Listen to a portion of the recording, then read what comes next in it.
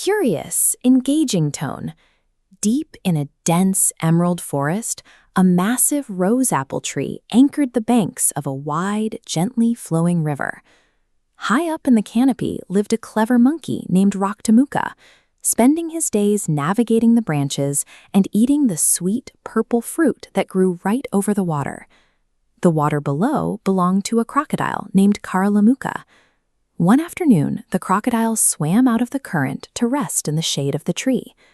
Raktamuka tossed down a handful of his ripest rose apples for the crocodile to taste.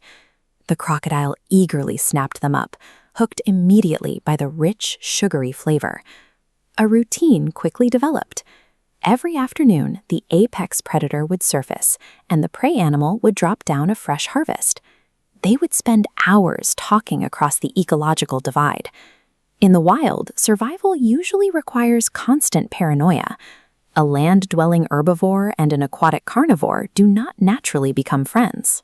By repeatedly sharing highly prized calories without extracting a toll, the monkey and the crocodile built an unusual alliance. This type of trust exists outside the natural order, making it a valuable asset that is highly vulnerable to outside interference. The interference began across the river. The crocodile started taking some of those sweet rose apples home to his wife. She loved the taste, but her mind immediately went to a dark, greedy place. This flowchart illustrates the wife's deductive logic. She connects the input, a diet consisting of sweet fruit, to the host organism, the monkey. From there, she extrapolates a lethal conclusion.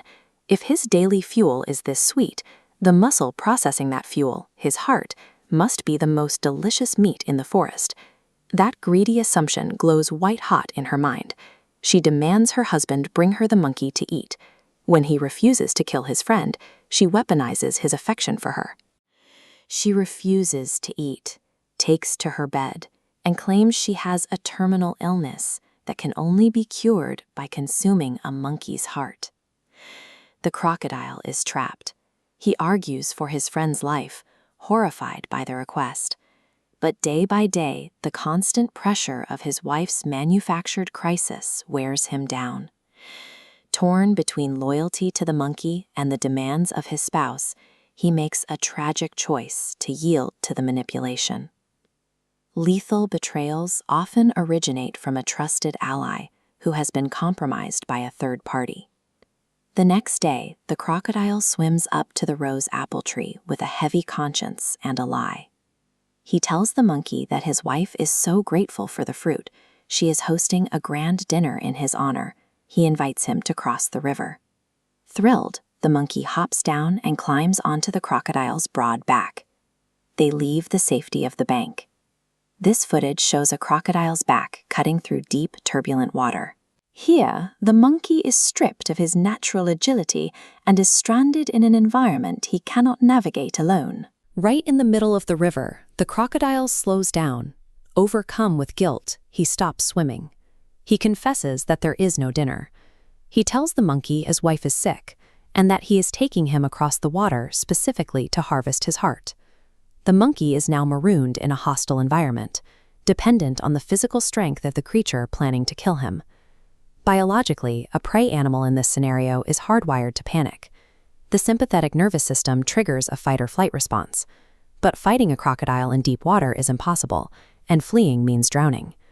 This diagram contrasts two response pathways. The monkey survives by suppressing the reflex.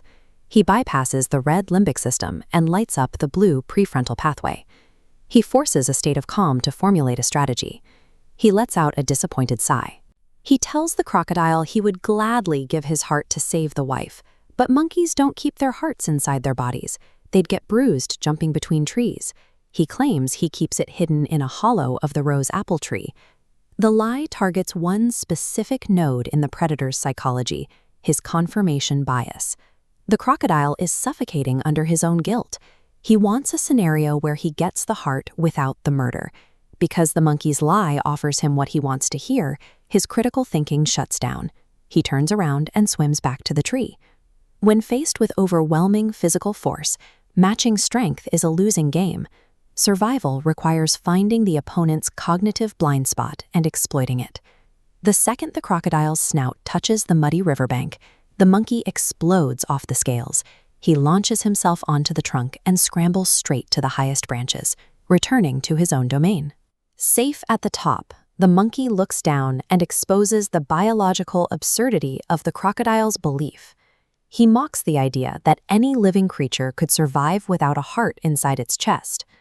Then he delivers the consequence.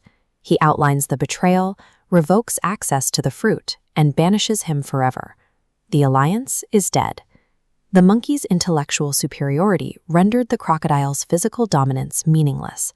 The crocodile swims away in shame.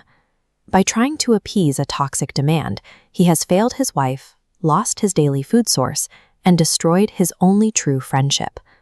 This illustration shows the logic of trust. Trust is an asymmetrical asset. It takes a lifetime of shared experiences to build.